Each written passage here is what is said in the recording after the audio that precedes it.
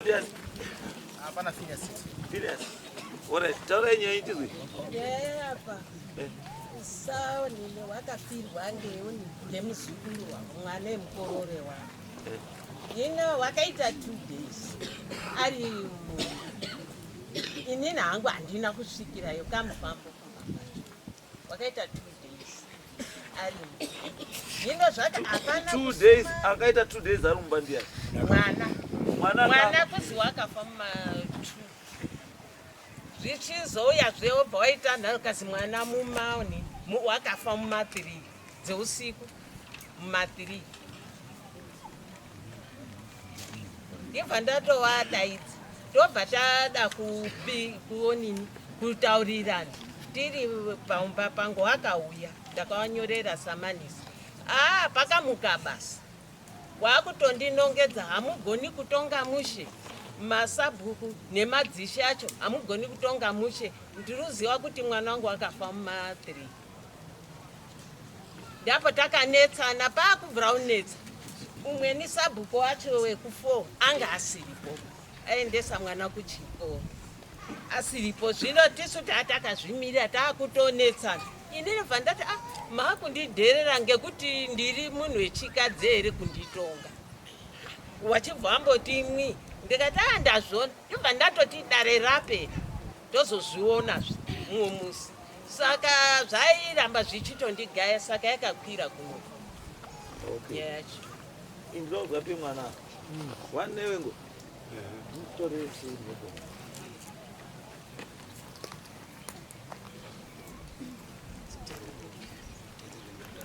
Kwambiri kudara mambo mtasa. Nina kwambiri kudara mambo mtasa. Ese zvanishatara ndezvechokwadi. Zvese zvanishatara ndezvechokwadi. Ikanyepa ncharaswa nemazvo. Ikanyepa ncharaswa. Akanditsanangure. Mzuri changano. Unotanga. Changano. Soro changano. Mambo mtasa. Zviri kutaurwa hapa kuti muzukuru wangu wakashaya chokwadi. Mwana wemukororo wangu wakagara apa.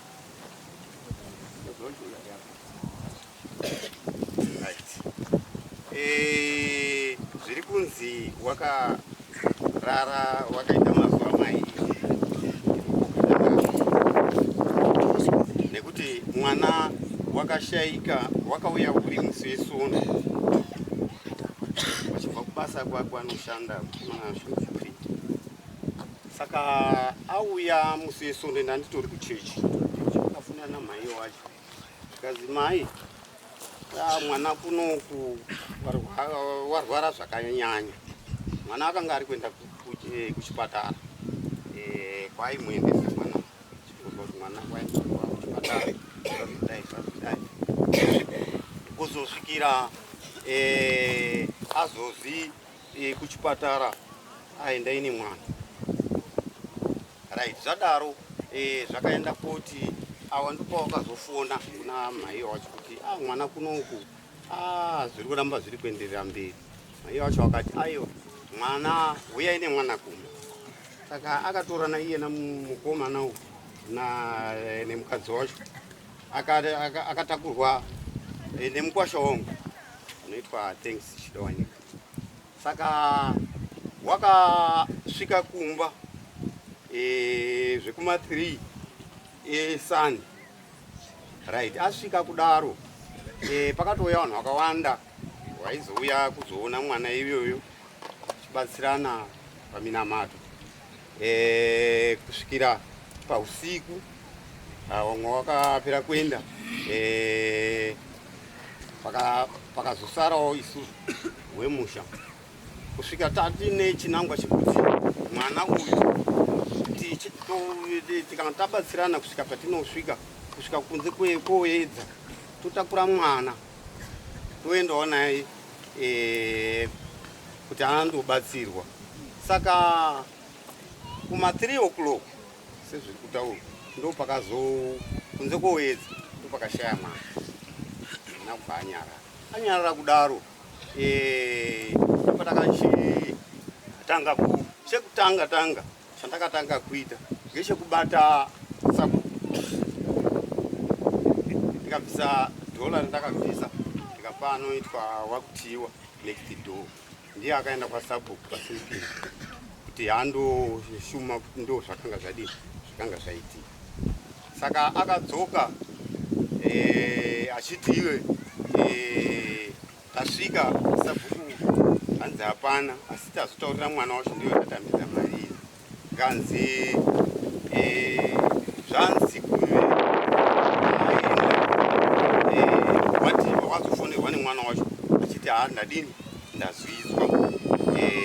Saka paakati ndazvizwa sakangoti sinzi tataurawo kuna sabhuku. Sabhuku ndiye ane matunhu ese. Saka zvati tazvizwa ndokutora kuti zvese zvakamuchirika. Saka tanga tiri kumirira wanatezvara kuuya. Saka wanatezvara wakazosvika saka wasvika ndo chimiro chiripo. Akamboitawo hapo makakatanwa nanatezvara zvekuti pakazoitawo mari dzekuzondoripisana nanatezvara zvakanga zviripo. Zvikazosvika pakuti mwana wakabva arara mumba kusvikira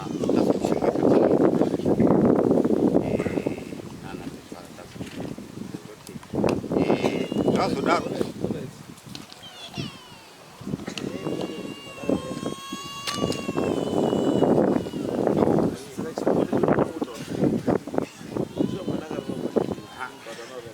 haana kurara 2 days.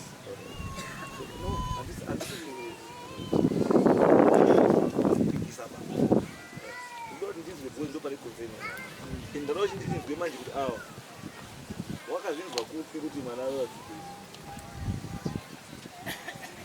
ndiana soko rakafa. handidi zvesoko, handidi yese ipa ndoda munhu ari anga aripo. Yes.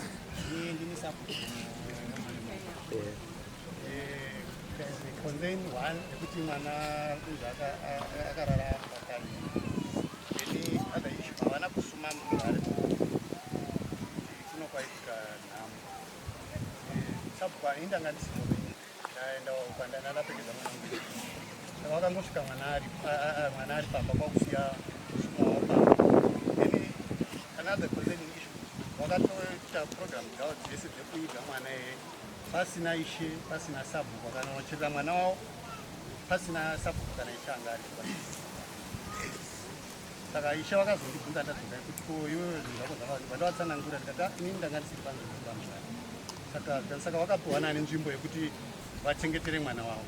Ndikati ipapo inini zvara handisi chakwanisi kupindura zvakutoda iwo. Saka vakadaidzwa kuuya kudare kwamuzvare. Pavakauya kudare kwamuzvare muzvare havana kugamuchira bhozi wakatouya wari mob wakutopinda muyadhi mamuzvare padare pamuzvare.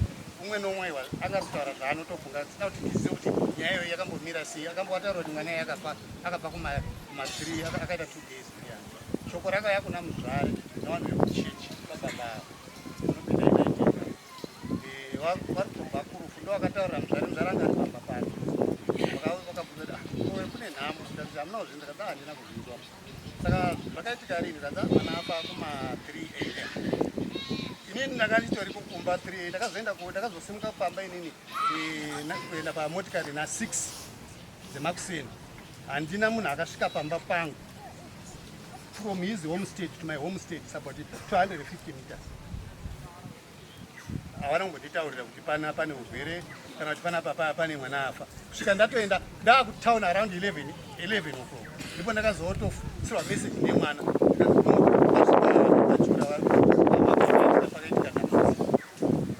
ndakatoisa message ndikati cheki vaende kwamuzvare vanotaura muzvare oga chitodai kusvika vanoiga mwana wavo.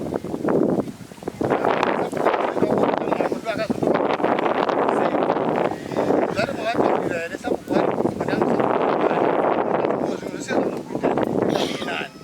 ndopo vakazotora mari kutopa sabhuku panonzi Bopito mutumbo wakutobuda mumba kuti vashume muzvare. right, it's okay.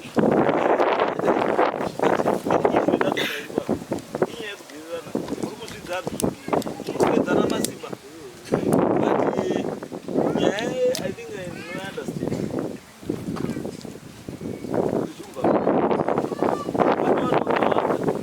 Warukema ushe kwanya mkwani aswasiri machi ndoko dot pete clear kwanya mkwarara as of now kuna ishe one isha riko diwisa chet hakuna mwe isha riko kwanya mkwarara izvozvi ishe ariko ndatichi one chet hakuna umwe ishe arichi ariko titesa ndiri saka pane vari kuuya vachikunyeperai kuti isu dzatopo tisu uyu akati zvakati uyu akati zvakati. All that is wrong. Kana kwaita umwe ishe tinodzika kwanyamukwarara toya tokutaurirai kuti apa pana ishe hwisa naishe nhingi apa naishe nhingi apa vanogurirana apa vanogurirana apa vanogurirana apa. Kana sati taita izvozvo it means kuti zviriko izvozvi ndo zviriko. Ishe i1 ndiishe ani hwisa. Masabhuku ese ari kwanyamukwarara anoripota kuna ani kuna hwisa. Hakuna umwe chi ishe. Ndo chekutanga. Chechipiri, hakuna munhu panoitwa rufu mubhuku rina sabhuku risingazisiswe sabhuku kuti paita chi rufu. Because munhu anokupai the go ahead kuti wigai pakati munhu afa ndisabhuku. Hamuzvipi imimi kuti mamafunga unowiga ndo pamunoenda unowiga. Hakuna zvakadaro. The fact yekutoti imi makatoenda kunowiga munhu sabhuku ari 250 meters away but haasi kutomboziva.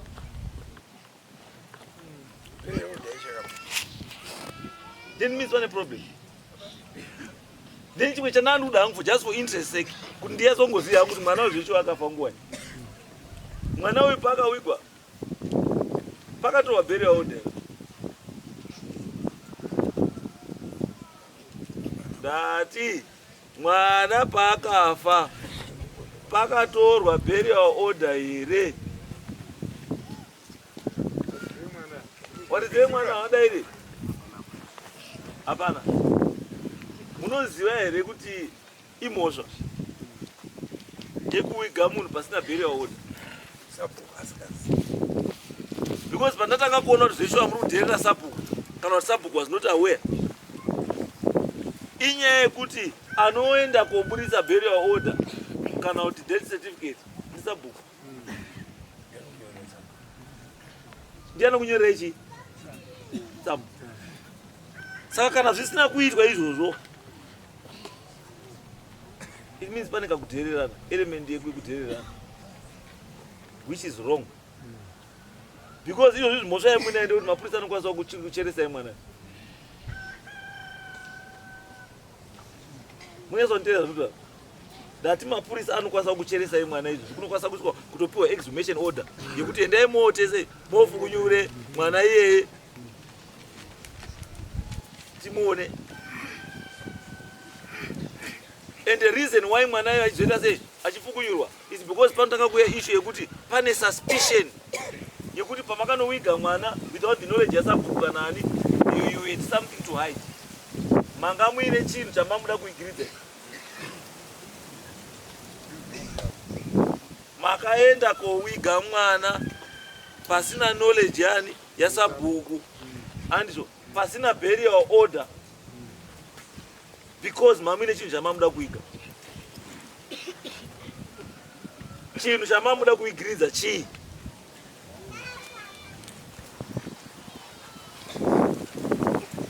Mutemo munoziva? Mutemo munoziva kuti munhu anowigwa nechii? Neburial order. Ende mutemo munoziva kuti munhu kana afira mumba it becomes a police case. Munhu akangofira mumba vanhu vakutouya vachipa the go ahead kuti wigai kana kuti ndai titai zvakati mapurisa mukatongoita zvinhu izvozvo outside chii mvumo yemapurisa yatomhosva.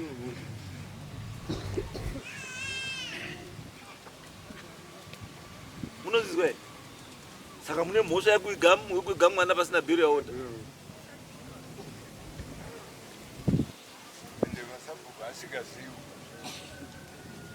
Because you can't tell me Sabuk are 250 meters away. 250 meters away. Kubva pamunogara.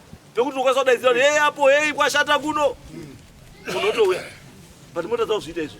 Ende makuwa makanowiga imimi. Makanowiga makuwa api? Inini pari kuzi kwanzi muna kunga makazivisa Sabuk ndinopokana napo nekuti paSabuk kwakaenda Nani? kwakaendwa nenext dio yangu Anonzani? Uripi Wilson wati? Because witness kana uchina mutemo ukaverenga Samuel nokutaura kuti kana mukuya kukoti uyai nemboo dzenyu dzese nezvinoita kuti nyaya yako ireruke. Because Wilson ndiye ari kupindura ka kuti Sabuk ari kunyepa. Ndakasvika aripo ndikamupa mutsvo ndikadai. How do you know that izvizvi kuti Wilson haana kusvika?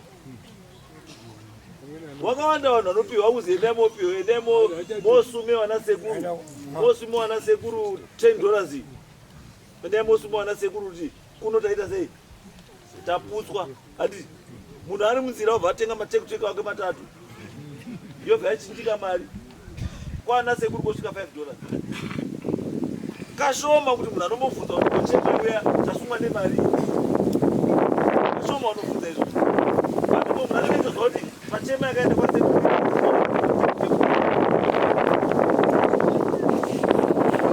saka Wilson uyu munomuchemba zvokusvika papi ende Wilson wacho ka makanga mambomupa mari makamba dola ndiro akada kushewa ishena Sabuk. It's okay. Taitoizwa hiyo. Asi tatimuone kukosha kwekuita sei kwekuzivisana. It's very important because already nhasika izvizvi kana ina chatokubelieve iva. Was dai mamundara kuti takazokangana diko kusuma Sabuk asi burial order tinechi tangatana kwandiri zvaimeka chi zvazviri nani. But now that burial order hapana Sabuk haazivi ishe haazivi akaupa mvumo ichera pasindiyani kuiga mwamangono yekuiga mega apa paine allegation yekuti mwana akagara 2 days mumba. So it means kuti chakati muzoti ishe hafanunga aripo kana Sabuk aripo hapachadiwi burial order inyaya yekuti mama uzoti mwana anga akushata because 2 days ari mumba angatadza kushata sei iye anga abva ari kurwara. Makaziva imi kuti pane chichaoneka pamwana chichatitengesa. Saka so ngatiwige chi mwana wana wapasina. Kana utoti mwana akauya akafa. Kubva kuchipatara, kubva kupremier kuri chipatara paHartsdale. Kokupfura road kuenda kuGeneral Hospital kwaMutare. Kokuenda kwaNyamkwara kuti mwana adakubatsirwa kwaNyamkwara. Ii mibambo iyi.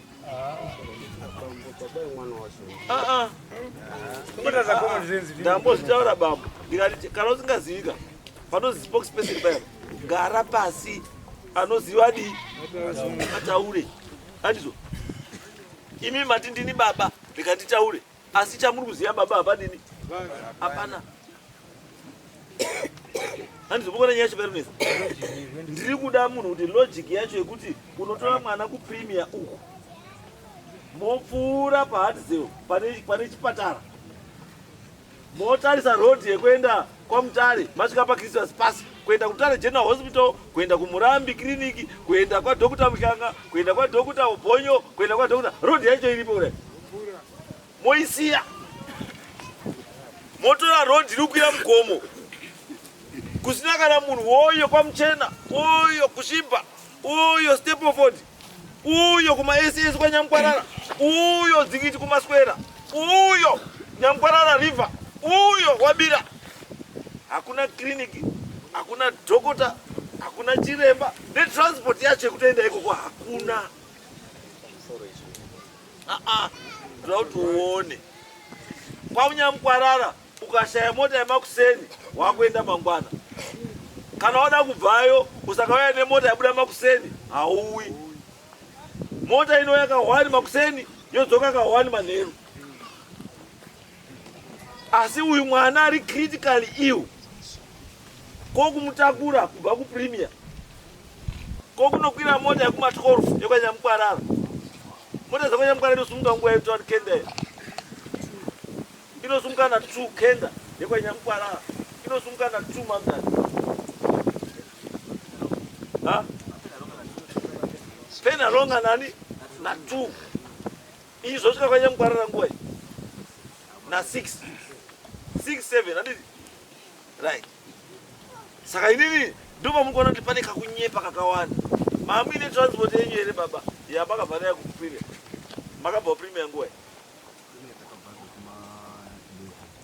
11 mukasvika nguva yekwaNyamkwarara kuma3 handiti. Saka masvika kuma3 mwana anga chimupenyu, anga rupenyu, anga rwara nei repamoyo. Saka kwaNyamkwarara ndokwakuina dhokota yemoyo.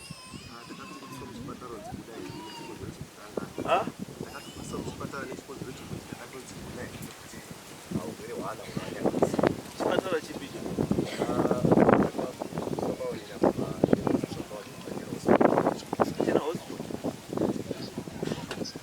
Jena hospital ndipo makaburiswa.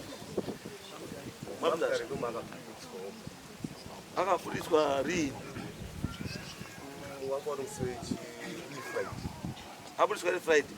Saturday, Sunday, ndopeteka vatatoka Mune here any documentation to show me zvorutaura?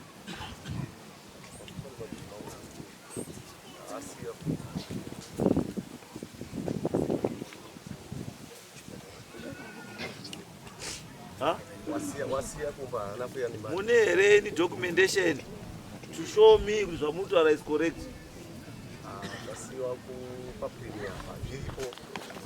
Akuenda home based care. Akangonzi nemishonga yatakanzi mutengeri kuti apota achipira because akanga atombone wiki achiswa paaneketini yes wiki roro raigara ari mburi machiobati vachibva saka wiki roro ndo pakatosvika pakuti ano chibudai nemwana mungomutengere mishonga yake saka ndiyo yatakanga danotengera dakuchipa apo neapo It's okay, pakanaka. Asi my concern ndiyoyo yekuti masvikana 3 handiti mwana wabva afa na 3 AM. Mobva mafunga imi kuti 3 AM mwana afa 3 AM. Mobva mafunga kuti ngatimuchengete zuva rese futi. Ndizvo ngatimuchengete futi chii zuva rese. Wovharara futi muchii mumba kokuzomuradzika mangwana mwana. Murikuona panopedza kuti it doesn't make sense. At times you lie, but pamwe malies enyu make sense, anotiwestera nguva. Mwana afana asvika na 3 kubva kuPremier 3 PM. Wofana 3 AM the same day. Wovati 3 AM in the morning kusvika 3 PM in the afternoon. Wovasvika futi 3 AM handiti ye the following day. Wobva anosvika 3 PM ye day number 2 ndipo anozowiwa. Dzimwe dzinozi dzawayangeni. Saka mbetiri kuwo. Because hapana kuda kunyepera ngwara. Simple calculation. Mwana afana 3 AM handiti. Mwana afana 3 AM handiti. Mwa masi afana 3 AM. Mwa mamuchengeta kuti 3 4 5 6 manhero aya kuchakasvipa.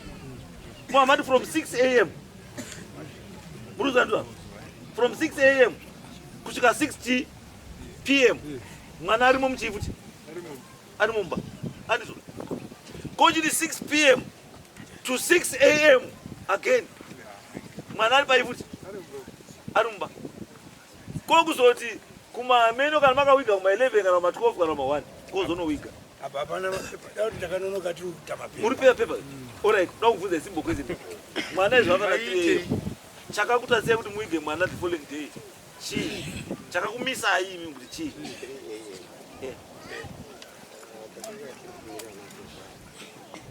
mapepa ayo wanatezvara wanogarepo wanatezvara konde vari saka mamiri wanatezvara akasvika nguva madai nguva dzine zvauri kusvika saka muri rambei 2 days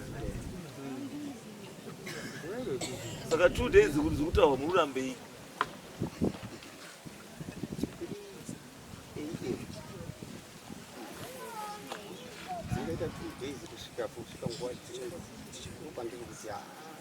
aiwa bambo murikuzatutaura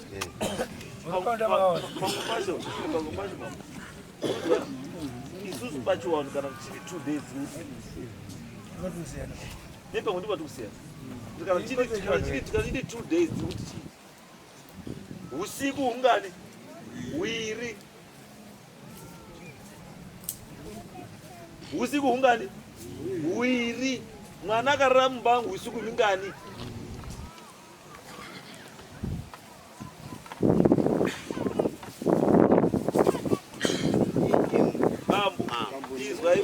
izwai bambo zuva rinotakana a second past 12 midnight we are into another day ndizvo atizvo saka na 3 mamani mahours mangani mapinda mune rimwe zuva mamani chi 3 hours atizvo then mamaspenda how many hours 21 more hours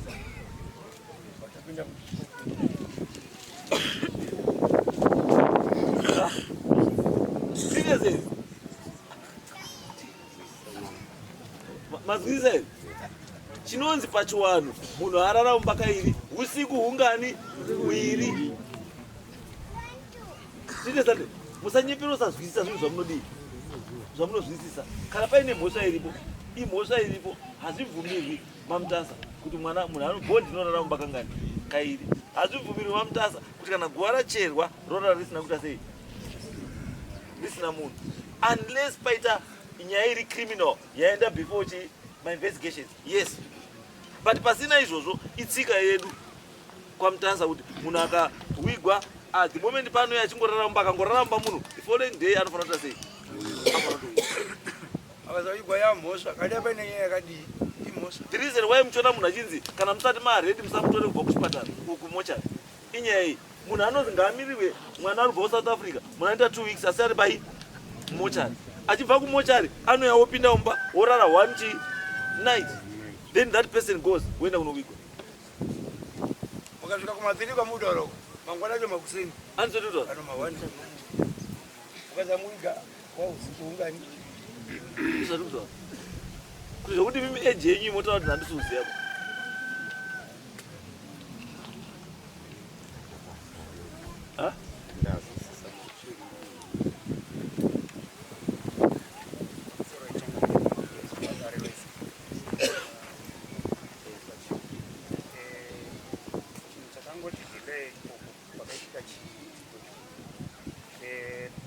dzakasvika wanatezvara ndatisiri there another day ranga ringori zuva rachero wakanonoka kusvika dzakaita iko dzine tozva shoma tobva tanonoka kusvika ndo zvakaenda koita aiwa izwai mwana afana 3 am wanatezvara wosvika na 3 chakauta sei kuti muige mwana na 4 pm na 3 pm chi kana wanatezvara wakasvika na 3 ukazoita matare awakanetsana matare ndo akazoti matare enyu kaiwa ndio akakupinza into another chi saka muri kurambei maitirana naro nekubhadharizana chamuri kuramba chii chekuti wanatezvara kusvika na 3 chakakuta sei kuti muige mwana kubva na 3 kusvika na 5 kunze kunenge chakachena kweso chakakuta sei kuti 3 to 5 mutadze kuiga mwana chi ende matare enyu amunoita matare emwana mudiki ndei kana munotadza kuiga mwana mudiki komai wacho akazofa munosvike azonoita 5 days arumba murutimbe ndati muzukuru wavo ndiafa handi kwete mwana wavo mwana afa ndewenyimi saka matare emwana matare ari apa mwana ndeya taure ndiyo baba wacho titaure matare acho angari ei matare chakanda kuitika ndechekuti simuka chakanda kuitika ndechekuti pakauya wanatezvara wanyiki wakanonoka kubva kusvike pambasi pakawakafika pakutaka kuzovapira kuti andozviri apa pachinoitwa pachivano kuti andozvaitika muzvikenya muchina zvakaenda kuita pakuti pakaita kanga kusaizwisana kakaenda kuitika zvekuti wakuru wacho vana baba vakanga varipo wakuru vakanga vakushandisa runhare pakuti achingoira itisvike tirikuya tichiira iwo vadiki wacho vakanga varipo saka zvakanga zvaakuchidonzerana kuti izwai bambuka do you know kuti iwe baba wako unoziva here kuti baba wako unokwanisa kusvika awigwa uri South Africa unoziva here kuti baba wako chaiyo nyakubara iwo unokwanisa kusvika awigwa unonona guva rake unoziva here saka chingamisa kuti tezvara wana sekuru uko iwo baba namai muripo chinokuta sei kuti mwana muige mwana ichi aiwa muda kuwa ndokuwanda kwamuda kuita ndokutsosiwa muda kuita kuda kunyepa nyepa apa munodherera ishe venyu hapana nyaya iri apa iri very simple makadhererani makadherera ishe makadherera sabhuku ende nyaya yenyu iripo ndekuti makaita chinhu without police chi clearance mutemo ndeyekuti burial order pese panowigwa munhu pauda chi burial order handiti makawiga munhu burial order hapana mowiga futi munhu mapurisa hapadi hapana handiti sabhuku hazivi ishe hazivi musina kupihwa mvumo apa murubvisa dhora ichena zaba kupedzerana sabhuku anosumwa ne$5 ishe anosumwa ne$10 saka pamakapa dhora imimi dhora mamuda kuti rinosudana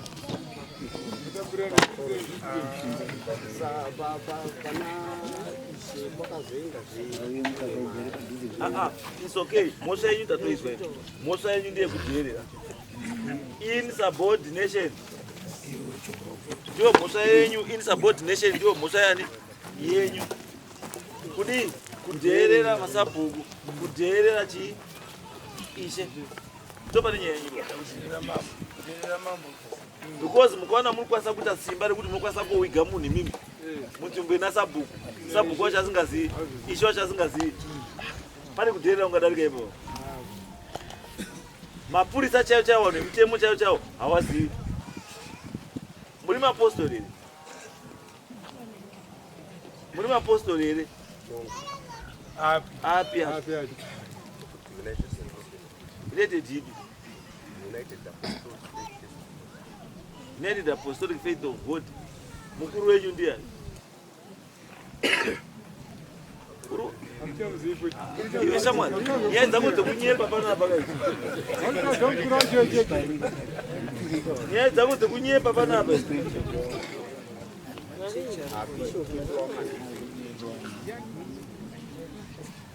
uyu mandivhei angarubhaitiro angarusakubva ukuenda kusakubva zvisedha munhasi kana mangwana kauti angarubhaitiro manhero anapa ndiye kaya mandivheiyo saka mutaura mandivheiyo wandinoziva ari kumusangano ndikuziva vane machechi musakubva nhasi mubhaitiro nechiwo muti handizive saka musaninyepere uda unyepe wadazindopinda iwo haupindi postori iyo haupindi chechi iyo usanyepeyo haupindi chechi iyo iwo usanyepe iwo uri mukorokoza iwo usanyepe uruzi haupindi chechi iyo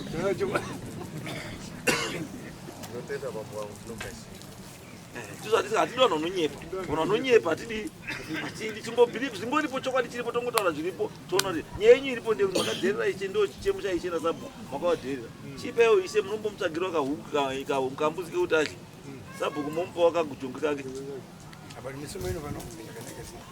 asi misumo yawo yamaifanira kuwasuma $10 yake ishe mupei nembudzi yake sabhuku mupei jongwe rake ne$5 yake next time mozwa kuti pamune makuita zvamamboita munzvimbo mune chii mune waridzemo handizvo and next time what should do hamuiti chinhu chisingatedzerwi nemurau wenyika handizvo murau wenyika unotaura kuti hamuigi munhu pasina chi burial order handizvo burial order it means pane patori nepolice clearance ukaona yabuda mukawiga munhu munoona mangwana kwauya exhumation order yekutaura kuti cherai munhu harava because pane suspicion yekuti mwana uyu akaurawa kana kuti kafire kake kanga kasina kunaka munomuchereswa mwana nenyaya yekuti hamunotedzera chii mutemo.